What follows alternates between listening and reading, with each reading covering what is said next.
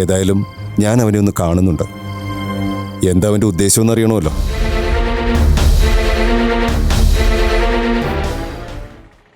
അപ്പു വരാമെന്ന് പറഞ്ഞ സമയം കഴിഞ്ഞല്ലോ. ആളെ ഇതുവരെ കണ്ടില്ലല്ലോ. ചേട്ടന്റെ ക്ലയന്റ് അല്ലേ? പഞ്ച്വാലിറ്റിയുടെ കാര്യത്തില് ചേട്ടനെ പോലെ തന്നെ. എടി ഞാൻ എപ്പോഴാടി പറഞ്ഞ സമയത്ത് വരാതിരുന്നിട്ടുള്ളത്? അത് ശരിയാ, പറഞ്ഞ സമയത്ത് തന്നെ ആൾ എത്തിയിട്ടുണ്ട്. പക്ഷേ അത് 1-2 ദിവസം കഴിഞ്ഞിട്ടെന്ന് മാത്രം. ഓ അത് ശരി, അങ്ങനെ. സർ. ഹായ് അപ്പു, വാ ഇരിക്കേ. ആതിര ഉണ്ടായിരുന്നോ? അത് ഞാൻ അറിഞ്ഞില്ലായിരുന്നു. അതറിഞ്ഞിരുന്നെങ്കിൽ 10 മിനിറ്റ് നേരത്തെ എത്താമായിരുന്നു എന്നാണോ? ഇങ്ങനെ ഒരു VIP കൂടെയുള്ള കാര്യം പറയണ്ടെന്ന് ഈ മാഡത്തിന്റെ ഐഡിയ ആയിരുന്നു. ഇടയ്ക്ക് ഇങ്ങനെയുള്ള ചില സർപ്രൈസുകൾ തരുന്നത് ഈ മാഡത്തിന്റെ ഹോബിയാണ് കേട്ടോ. ശരി, ഇപ്പോഴെങ്കിലും അറിഞ്ഞത് നന്നായി. ഇനി മുതൽ സൂക്ഷിച്ചോളാം. ഒരു പേടി നല്ലതാണ്. സാർ, എന്താ വേണ്ടത്? അപ്പോ എന്താ വേണ്ടത്?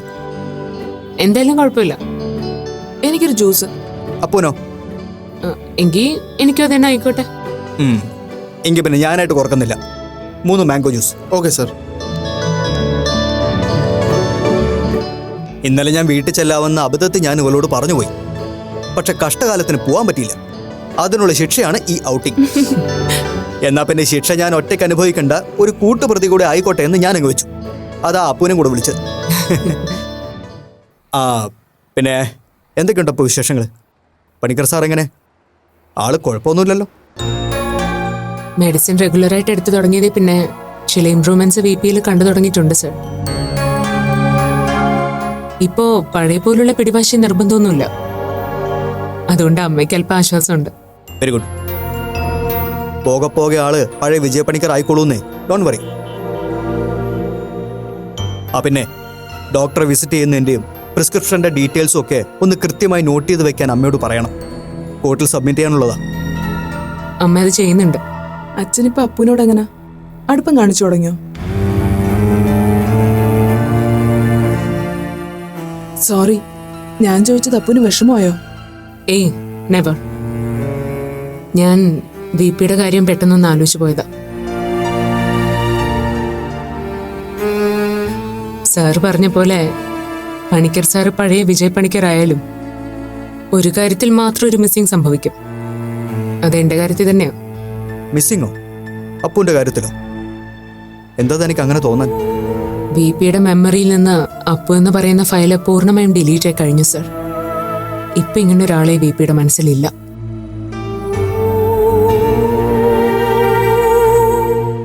തനിക്കൊരു പെൺകുട്ടി ഉള്ളതായി VPക്ക് ഓർമ്മയുണ്ട്.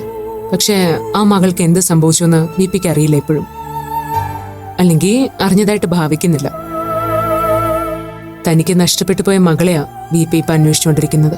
അപ്പുവിനെ കാണുമ്പോ എങ്ങനെ അച്ഛന്റെ റിയാക്ഷൻ? പണ്ടത്തെ പോലെ തിരിച്ചറിയുന്നുണ്ടോ? ഏയ് ഇല്ല. VPയുടെ കണ്ണിൽ ഞാൻ പൂർണ്ണമായും വേറൊരാളായി കഴിഞ്ഞു.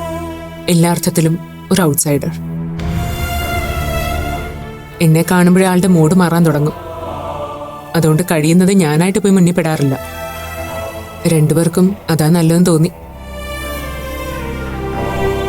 അങ്ങനെ പോയാൽ ശരിയാവില്ലല്ലോ. എപ്പോഴായാലും അപ്പു എന്ന റിയാലിറ്റിയെ പണിക്കർ സാറ് ആക്സെപ്റ്റ് ചെയ്തല്ലേ പറ്റൂ. എന്നാലല്ലേ ആള് നോർമലായെന്ന് നമുക്ക് പറയാൻ പറ്റൂ. അപ്പു എന്ന റിയാലിറ്റി VPയെ സംബന്ധിച്ചിടത്തോളം ഒരു ക്ലോസ്ഡ് ചാപ്റ്ററാ. അതുകൊണ്ട് ആ ഒരു ഫയല് VPയുടെ മെമ്മറിയിൽ നിന്ന് കംപ്ലീറ്റ് ആയിട്ട് ഇറേസ് ആയി പോയെന്ന് ഞാൻ പറഞ്ഞത്. ഇനി അത് റിട്രീവ് ചെയ്യാൻ പറ്റുമെന്ന് എനിക്ക് വലിയ പ്രതീക്ഷയൊന്നും ഇല്ല സർ. ഒരു കണക്കിന് നോക്കിയാ ഞാനെന്ന വ്യക്തിയെ VP മറന്നു പോകുന്നതാ നല്ലതെന്ന് ചിലപ്പോഴൊക്കെ എനിക്ക് തോന്നാറുണ്ട്. VPയുടെ മുന്നിൽ ഒരു സ്ട്രേഞ്ചറിനെ പോലെ എനിക്ക് നിൽക്കാമല്ലോ. പക്ഷേ ഞങ്ങൾ രണ്ടുപേർക്കിടയിൽ പെട്ടുപോകുന്നത് പാവം അമ്മയോ. അതാലോചിക്കുമ്പോഴാണ് സങ്കടം. ആ ഒരു തീരുമാനം ശരിയല്ലെന്നാണ് എൻ്റെ അഭിപ്രായം. അപ്പുവിനെ അക്സെപ്റ്റ് ചെയ്യാത്ത അല്ലെങ്കിൽ പൂർണ്ണമായി മറക്കാൻ ശ്രമിക്കുന്ന പണിക്കർ സാറ് ആ മനുഷ്യന്റെ മുന്നിൽ തികച്ചും സ്ട്രേഞ്ചറായി പെരുമാറാൻ ശ്രമിക്കുന്ന അപ്പു, രണ്ടുപേരും ഒരുപോലെ ജീവിതത്തിൽ നിന്ന് ഒളിച്ചോടാനാണ് ശ്രമിക്കുന്നത്. അങ്ങനെയാണ് സംഭവിക്കുന്നതെങ്കിൽ ചേട്ടൻ പറഞ്ഞ പോലെ പണിക്കർ സാർ ഒരിക്കലും നോർമലായെന്ന് പറയാൻ പറ്റില്ല. അപ്പുവിന്റെ അച്ഛൻ മാത്രമല്ല, അപ്പുവും വേറൊരു ലോകത്താണ് ജീവിക്കുന്നതെന്ന് പറയേണ്ടി വരും. ആതിര പറഞ്ഞത് വളരെ ശരിയാണപ്പോൾ. അതൊരു എസ്കേപ്പിസമാണ് രണ്ടുപേരുടെയും. ഇപ്പോഴുള്ള അപ്പുവിനെ പൂർണ്ണമായി ആക്സെപ്റ്റ് ചെയ്തുകൊണ്ട് പഴയ അപ്പുവിനെ പണിക്കർ സാറ് പൂർണ്ണമായും മറക്കുകയാണ് വേണ്ടത്. എന്റെ കാര്യത്തിൽ എന്റെ ചേട്ടൻ ചെയ്ത പോലെ.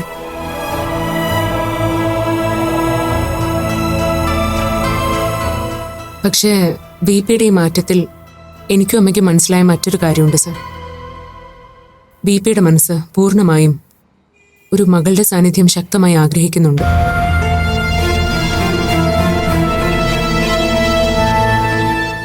അങ്ങനെ ഒരു മകൾക്ക് വേണ്ടിയുള്ള അന്വേഷണത്തിലാ ബിപി ഇപ്പോ. ഡോക്ടറും അമ്മയോട് അങ്ങനെ തന്നെയാ പറഞ്ഞത്.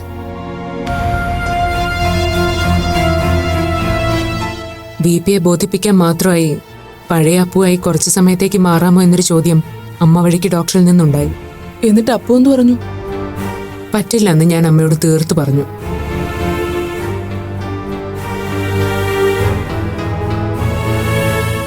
ഒരു ദിവസം പോയിട്ട് ഒരു സെക്കൻഡ് പോലും എൻ്റെ പെൺജീവിതത്തിലേക്ക് തിരിച്ചു പോകാൻ എനിക്ക് പറ്റില്ല സർ. അതേപ്പറ്റിയൊന്നും ചിന്തിക്കാൻ പോലും പറ്റില്ല.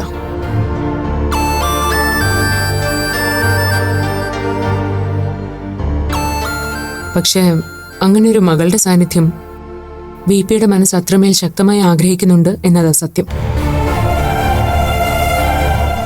ആ ഒരാഗ്രഹം നിറവേറ്റാനായാൽ ഒരുപക്ഷെ പഴയ ബിപിയിലേക്കുള്ള മടങ്ങിപ്പോക്ക് ഒരല്പം കൂടി എളുപ്പത്തിലാക്കാൻ നമുക്ക് സാധിച്ചേക്കും.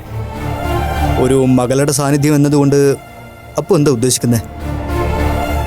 അപൂർവ എന്ന പെൺകുട്ടിക്ക് ഒരു പകരക്കാരി, അതാണോ അപ്പു പറഞ്ഞു വരുന്നത്? അപൂർവയുടെ ഒരു സബ്സ്റ്റിറ്റ്യൂട്ട് ഇനി എത്ര കണ്ട് പോസിബിൾ ആവുമെന്ന് എനിക്ക് സംശയമുണ്ട് സർ.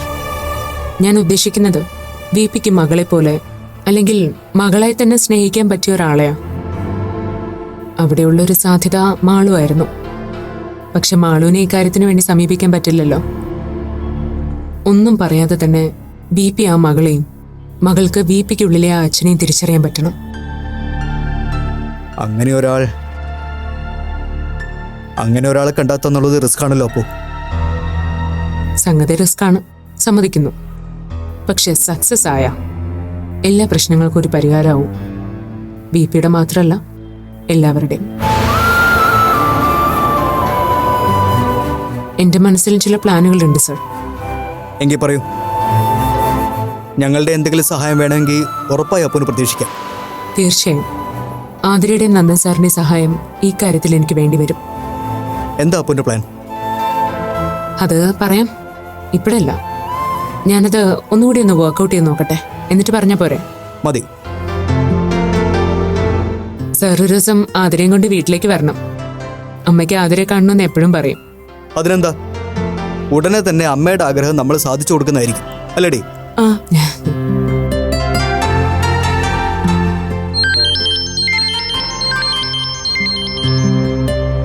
സർ, എനിക്ക് വേറൊരാളെ കൂടി കാണാനുണ്ട്.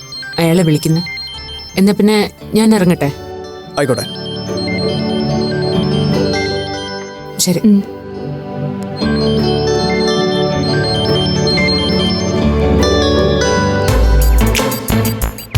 Thirteen, 14, 15. ഇനി ദേ ഇത് അങ്ങോട്ട് ആ ഇത് വേണ്ട, ഇത് ഇന്നലെ ചെയ്തതാ. അതുകൊണ്ട് എന്താ ഇന്നലെ ചെയ്തത് ഇന്ന് ചെയ്യാൻ പാടില്ലേ? ഇല്ല, ഒന്ന് മടി പിടിക്കാതെ ചെയ്തേ വിപ്പി. ഞാൻ ചെയ്യാം. അങ്ങോട്ട് ചെയ്. എല്ലാ ദിവസവും എക്സസൈസ് മുടങ്ങാതെ ചെയ്യണമെന്ന് ഡോക്ടർ പറഞ്ഞത് വിപിയും കേട്ടതല്ലേ? ചെയ്തേ അങ്ങോട്ട്. ഉഫ്, വിപി. ദൈവമേ, ഇതിപ്പോ എത്ര തവണ ചെയ്യണം? ഒരു 10 തവണ കൂടെ. 10 അല്ലേ? അത് ചെയ്യാം. അപ്പോഴത്തേക്ക് ഞാൻ പോയി വിപിക്ക് ഒരു കോഫി ഇട്ടിട്ട് വരാം. ആ ചെല്ല്. 10 ടൈംസ് അല്ലേ? ആ ശരി, ഞാൻ ചെയ്തോളാം. പിന്നെ ഇതിപ്പോ 10 ടൈംസ് വേറെ പണിയില്ല. വിപി, ഇങ്ങനെ കള്ളത്തരം കാണിക്കല്ലേ. ഇങ്ങനെയാണെങ്കിൽ ഞാൻ പോവില്ല. താൻ പോയി വേഗം കാപ്പി കൊണ്ടുപോവാ, ഞാൻ ചെയ്തോളാം. ചെയ്. ആ 1 ആ 1 നേരത്തെ ചെയ്തില്ലേ? 2 താൻ പോയി കോഫി എടുക്ക്. ആ ചെയ്യണേ. ഇതൊക്കെ ചെയ്തിട്ട് എന്താ കാര്യം? മനുഷ്യന്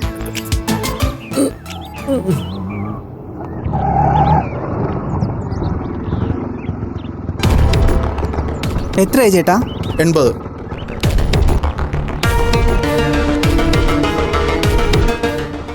ഓക്കെ.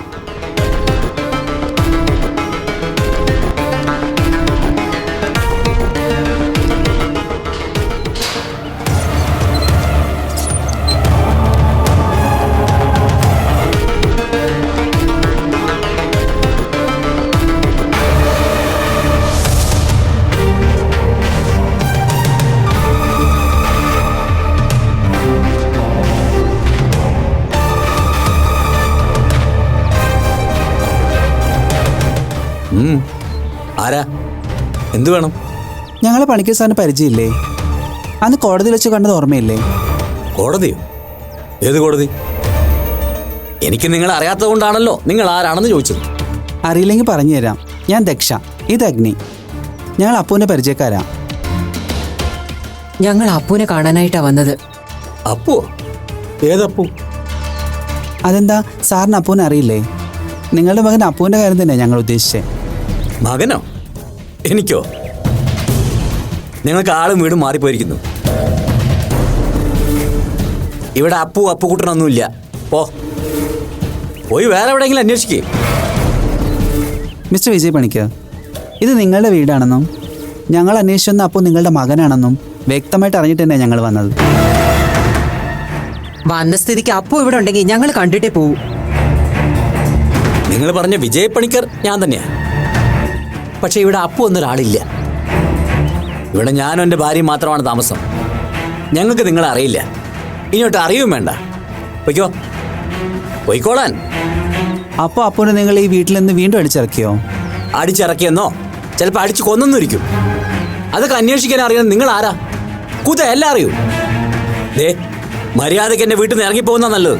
മിസ്റ്റർ പണിക്കർ, വീട്ടിൽ വരുന്നതോട് അല്പം കൂടെ മര്യാദയ്ക്ക് പെരുമാറിയത് നന്നായിരുന്നു. എൻ്റെ വീട്ടിൽ വന്ന് കയറി എന്നെ മര്യാദ പഠിപ്പിക്കുന്നു. നിനക്ക് ഞാൻ കാണിച്ചു തരാം. കടക്ക് കണ്ടാലും പുറത്ത്. നിങ്ങളോട് ഇവിടുന്ന് ഇറങ്ങിപ്പോകാനല്ലേ പറഞ്ഞത്? വേഷം കെട്ടി ഓരോന്ന് ഇറങ്ങിക്കോളും. കടന്ന് പോകാനല്ലേ പറഞ്ഞത്? മിസ്റ്റർ, ഞങ്ങളെ തൊട്ടു പോകരുത്. തൊട്ടാ നിങ്ങൾ എന്ത് ചെയ്യും? അനുവാദമില്ലാതെ എൻ്റെ വീട്ടിൽ കയറി വന്നതിന് നിങ്ങളുടെ പേരിൽ ഞാൻ പോലീസ് കേസ് കൊടുക്കും. കേസ് നിങ്ങൾ കൊടുക്കണ്ട മിസ്റ്റർ, ഞങ്ങളായിട്ട് തന്നെ കൊടുത്തോളാം. കോടതി താക്കീത് തന്നിട്ടും മര്യാദ പഠിക്കാൻ നിങ്ങൾ പഠിച്ചില്ലേ അല്ലേ? കാണിച്ചു തരാം. എന്ത് കാണിക്കുന്നു? ആരെ കാണിക്കുന്നു? നിങ്ങളെന്നെ ഭീഷണിപ്പെടുത്തുന്നു. മര്യാദയ്ക്ക് ഇവിടുന്ന് ഇറങ്ങിപ്പോയില്ലെങ്കിൽ ഞാനിപ്പോൾ പോലീസിനെ വിളിക്കും. പോലീസിനെ നിങ്ങളായിട്ട് വിളിക്കേണ്ട മിസ്റ്റർ, അവരിങ്ങ് വന്നോളും. മിണ്ടിപ്പോരുത്. നിങ്ങളെപ്പോലുള്ളവരോട് സംസാരിക്കാൻ എനിക്ക് താല്പര്യമില്ല. മര്യാദയ്ക്ക് സ്ഥലം കാലിയാക്ക്. എന്താ പ്രശ്നം? VP, എന്താ പ്രശ്നം? ആരാ ഇവരൊക്കെ? എനിക്കറിയില്ല. ഏതോ വൃത്തികെട്ട സ്ത്രീകളാ തോന്നി. വെറുതെ വീട്ടിൽ കയറി ഒന്ന് അലമ്പുണ്ടാക്കാൻ നോക്കാന്നേ. ഇറങ്ങി പോകാൻ പറഞ്ഞിട്ട് കേൾക്കുന്നില്ല. ചുമ്മാ കിടന്ന് അങ്ങ് ചലിച്ചോണ്ടിരിക്കാന്നേ. മിസ്റ്റർ, നിങ്ങൾ എന്താ ഞങ്ങളെ പറ്റി പറഞ്ഞത്? വൃത്തികെട്ട സ്ത്രീകളെന്നോ? ഞങ്ങളെപ്പോലുള്ളവർ അങ്ങനെ കാണുന്നത് നിങ്ങളുടെ മനസ്സാ വൃത്തിയിട്ടത്. വാ ചേച്ചി, നമുക്ക് പോവാം. പറയാനുള്ളത് നമുക്ക് പോലീസ് സ്റ്റേഷനിൽ പോയി പറയാം. അയ്യോ, ആൾക്കത്ര സുഖമില്ലാഞ്ഞിട്ടാണ്. ദയവേത് നിങ്ങളത് കാര്യമാക്കരുത്. നിങ്ങൾ ആരാണ്, എന്തിനു വന്നാണെന്ന് എന്നോട് പറയൂ. മാഡം, ഞങ്ങൾ ട്രാൻസ്ജെൻഡർ കമ്മ്യൂണിറ്റിയിൽപ്പെട്ടവരാണ്. ഞങ്ങളുടെ സംഘടനയെ ബന്ധപ്പെട്ട് നിങ്ങളുടെ മകൻ അപ്പുവിനെ ഒരു ഫംഗ്ഷന് വിളിക്കാൻ വന്നതാണ്. അപ്പോഴാണ് നിങ്ങളുടെ ഭർത്താവ് ഇങ്ങനെ മോശമായി പെരുമാറുന്നത്. ഞങ്ങൾക്ക് മാഡത്തിന്റെ ഭർത്താവിനെ നേരത്തെ അറിയാം, ഞങ്ങളോടുള്ള ആറ്റിറ്റ്യൂഡും. ട്രാൻസ്ജെൻഡേഴ്സ് എന്ന് പറഞ്ഞാൽ മാഡത്തിന്റെ ഭർത്താവിന് ഭയങ്കര പുച്ഛമാണല്ലോ. സ്വന്തം മകനെ വീട്ടിൽ നിന്ന് ഇറക്കി വിടാനും കൊല്ലാനും ഒക്കെ നോക്കിയ ആളല്ലേ. അപ്പോഴേ റേഞ്ച് നമുക്ക് ഊഹിക്കാമല്ലോ. അതെ, ഞാൻ ചിലപ്പോ ഇറക്കി വിട്ടെന്നും കൊന്നൊക്കെ അതൊക്കെ എന്റെ സൗകര്യ. നിങ്ങളെ പോലുള്ളവർക്കൊന്നും എന്റെ വീട്ടിൽ സ്ഥാനമില്ല. ഇറക്കി വിടുക ഇവരെ. BP ഒന്ന് അകത്ത് പോ. BPയോട് പോകാനല്ലേ പറഞ്ഞത്? അകത്ത് പോവാൻ. ഇറക്കി വിട്ടോണോ ഇവരെ? ഇവരൊന്നും എന്റെ വീട്ടിൽ കയറ്റില്ല. വന്നിരിക്കുന്നു. പ്ലീസ്, അദ്ദേഹം പറഞ്ഞതൊന്നും നിങ്ങൾ കാര്യമായിട്ട് എടുക്കരുത്. ഞാൻ പറഞ്ഞല്ലോ, VPക്ക് മനസ്സിന് നല്ല സുഖമില്ല. അതുകൊണ്ടാണ് ഇങ്ങനെയൊക്കെ പെരുമാറുന്നത്. പ്ലീസ്, നിങ്ങളതൊന്നും മനസ്സിൽ വെക്കരുത്. മാഡം, ഞങ്ങളുടെ കമ്മ്യൂണിറ്റിയോടുള്ള തീർത്താൽ തീരാത്ത പകയും വിദ്വേഷവും അല്ലാതെ നിങ്ങളുടെ ഭർത്താവിന് മറ്റു കുഴപ്പങ്ങളൊന്നും ഉള്ളതായി ഞങ്ങൾക്ക് തോന്നുന്നില്ല.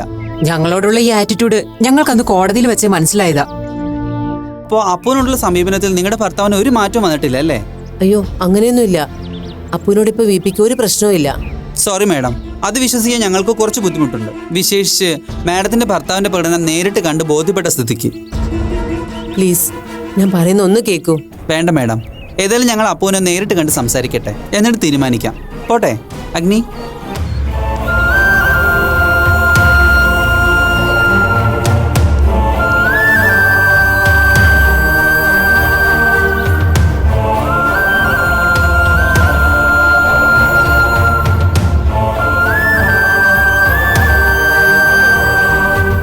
എത്ര പറഞ്ഞാലും ഒരു നാണവും മാനവും ഇല്ലാതെ വലിഞ്ഞു കയറി വന്നോളും മനുഷ്യന്റെ സ്വസ്ഥത കളയാനായിട്ട്. ഇതുപോലുള്ളവരൊന്നും വീട്ടിൽ വിളിച്ചു കയറ്റരുതെന്ന് പറഞ്ഞാൽ കേൾക്കില്ലല്ലോ ആരും. അപ്പൂനെ കാണാൻ വന്നാ അത്രേ, അപ്പൂനെ കാണാൻ. അപ്പൂനെ കാണണമെങ്കിലേ അപ്പൂന്റെ വീട്ടിൽ പോയി അന്വേഷിക്കണം, അല്ലാതെ ഇവിടെ കയറി ഇറങ്ങാൻ നിങ്ങൾക്ക് എന്താ അധികാരം? ഇത് VP-യുടെ വീടാ. VP-യുടെ വീട്ടിൽ VP-ക്ക് ഇഷ്ടമുള്ളവർ മാത്രം കയറി ഇറങ്ങിയാൽ മതി. VP ഇത് എന്ത് പണിയാ കാണിച്ചേ? എന്തിനാ അവരോട് അപമര്യാദയായി പെരുമാറിയത്? നോക്കണ്ട, ഞാൻ സീരിയസ് ആയി തന്നെ ചോദിച്ചത്. അവരിവിടെ വന്നെന്ന് കരുതി VP-ക്ക് എന്ത് കുഴപ്പം ഇവിടെ സംഭവിച്ചത്? ഇനി ഇതിന്റെ പേരിൽ എന്തൊക്കെ പ്രശ്നങ്ങളാണ് ഉണ്ടാകാൻ പോണെന്ന് അറിയോ? എന്ത് പ്രശ്നം? ആരാ പ്രശ്നം ഉണ്ടാക്കുന്നു? ഇതുപോലുള്ള ആൾക്കാരൊന്നും എന്റെ വീട്ടിൽ കയറി ഇറങ്ങുന്നത് എനിക്കിഷ്ടമുള്ള കാര്യമല്ല. ഇതൊക്കെ ഞാൻ എത്രയോ തവണ പറഞ്ഞിട്ടുള്ളല്ലേ, എനിക്കിഷ്ടമല്ല. എന്നിട്ട് അവരെന്തിനാ മനഃപൂർവ്വം വിളിച്ചു കയറ്റുന്നത്? അതുകൊണ്ടാണ് ഞാൻ അവരെ ഇറക്കി വിട്ടത്. ഇതേ എന്റെ വീടാ. എനിക്കിഷ്ടമില്ലാത്തവർ വന്നാ ഞാൻ അവരെ ഇറക്കി വിടും. അതിലെന്താ കുഴപ്പം? ആർക്കാ പരാതി? ഇനി ആർക്കെന്ത് പരാതി ഉണ്ടെങ്കിലും ഒന്നും ഞാൻ വകവെച്ച് തരാൻ പോകുന്നില്ല. എനിക്കിഷ്ടമല്ല. ഇഷ്ടമല്ല എന്ന് പറഞ്ഞാൽ ഇഷ്ടമല്ല. VP-ക്ക് ഇഷ്ടമല്ലെങ്കിൽ VP അവരോട് മിണ്ടാനോ സഹകരിക്കാനോ പോണ്ട. അവരെ കാണാതെ VP-ക്ക് റൂമിൽ ഇരിക്കായിരുന്നല്ലോ. അതിന് പകരം അവരോട് പോയി വഴക്കിടാനും അവരെവിടെ നിറക്കി വിടാനും VP-യോട് ആരാ പറഞ്ഞത്? എന്റെ വീട്ടിൽ ഞാൻ എന്ത് ചെയ്യണം, എവിടെ ഇരിക്കണം എന്നൊക്കെ അവരാണോ തീരുമാനിക്കുന്നത്? അത് കൊള്ളാലോ. എന്റെ അനുവാദമില്ലാതെ എനിക്കിഷ്ടമില്ലാത്ത ആരിവിടെ വന്നാലും ഞാൻ ഇറക്കി വിട്ടിരിക്കും. അതൊക്കെ എന്റെ സൗകര്യ. അതൊന്നും ചോദ്യം ചെയ്യാനേ ആരും വന്നേക്കരുത്. എന്നാ പിന്നെ VP-യുടെ സൗകര്യം പോലെ എല്ലാം അങ്ങ് ചെയ്യും. എന്നിട്ട് അതിന്റെ ഫലം എന്താന്ന് വെച്ചാൽ ഒറ്റയ്ക്ക് എന്നെ അങ്ങ് അനുഭവിച്ചോ. മറ്റുള്ളവരെന്തിനെങ്ങനെ തീ തീറ്റിക്കുന്നേ? നോക്കണ്ട, ഇനി കരഞ്ഞാലും കാല് പിടിച്ചാലും ഒന്നും അവരുടെ മനസ്സ് മാറാൻ പോകുന്നില്ല. ഇനി ഇതിന്റെ പേരിൽ എന്തൊക്കെ പ്രശ്നങ്ങളാണ് ഉണ്ടാവാൻ പോണെന്ന് VP-ക്ക് അറിയാഞ്ഞിട്ടാ. ഉറപ്പായിട്ട് അതൊരു പ്രശ്നം ഉണ്ടാക്കും. അത്രയ്ക്ക് ഇൻസൾട്ട് ആയിട്ടാ അവരിവിടുന്ന് പോയിരിക്കുന്നേ. വല്ല കാര്യം ഉണ്ടായിരുന്നോ VP? ഗീത, തനിക്ക് അറിയാനിട്ടാ. ഇവരെ പോലുള്ളവരൊന്നും വീട്ടിൽ കയറ്റാൻ കൊള്ളത്തില്ല. നമ്മൾ അവരുമായിട്ടൊന്നും ഒരു ചങ്ങാത്തത്തിനും പോരുത്. അതെന്താ, അവരൊന്നും മനുഷ്യരല്ലേ? അല്ലെന്നേ, ദൈവം ശപിച്ചു വിട്ടിരിക്കുന്ന ദേവതകളാ. അവര് വന്നു കയറിയാ നമ്മുടെ വീട് മുടിഞ്ഞു പോവും. ഒരിക്കലും ഇവരെ പോലുള്ളവരുമായി ഒരു സഹകരണവും പാടില്ല. നമ്മൾ നശിച്ചു പോകും. നശിച്ചു പോകും പോലും. ഇമാതിരി അസംബന്ധങ്ങളൊക്കെ ആരാ പറഞ്ഞ് VP-യുടെ തലേ കയറ്റി വെച്ചിരിക്കുന്നേ? ശാപം കിട്ടിയ ദേവതകൾ പോലും. അങ്ങനെയാണെങ്കിൽ അവരെ പോലെ ശാപം കിട്ടിയൊരു ജന്മം നമ്മുടെ വീട്ടിലുണ്ട്. VP-യുടെ ചോരയെ പറഞ്ഞത്. അതിനെ ഇനി ഇവിടുന്ന് ഇറക്കി വിടണോ? ശാപം കിട്ടിയതുകൊണ്ടായിരിക്കും തരം കിട്ടുമ്പോഴൊക്കെ ആ പാവത്തിനെ കൊന്നുകളയാൻ നോക്കുന്നത്. VP, ആവശ്യത്തിൽ കൂടുതൽ പ്രശ്നങ്ങൾ ഇപ്പൊ ഈ വീട്ടിലുണ്ട്. ഇനി അതിന്റെ കൂടെ നിങ്ങളായിട്ട് ഓരോ പ്രശ്നങ്ങൾ ഉണ്ടാക്കി വയ്ക്കരുതേ. ഉണ്ടാക്കി വെച്ചതൊക്കെ ഞാൻ എങ്ങനെയെങ്കിലും ഒന്ന് തീർക്കാൻ ശ്രമിച്ചോട്ടെ. ഇനി ഇങ്ങനെയിട്ട് ഭ്രാന്ത് പിടിപ്പിക്കല്ലേ. VP-ക്ക് മുറി വിട്ടൊന്ന് പുറത്തിറങ്ങാതിരിക്കാൻ പറ്റുമോ? പ്ലീസ്.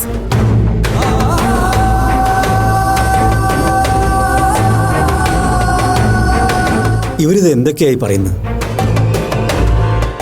എന്റെ രക്തത്തിൽ പിറന്നോ ഇതുപോലെ ഒരാളോ? ആരാത്? അങ്ങനെ ഒരാളും ഇല്ല. എന്റെ അപൂർവം ഇതുപോലെ ശാപം പിടിച്ച ജന്മൊന്നുമല്ല. അങ്ങനെ ആവാൻ ഞാൻ സമ്മതിക്കൂല. ഒരിക്കലും സമ്മതിക്കില്ല.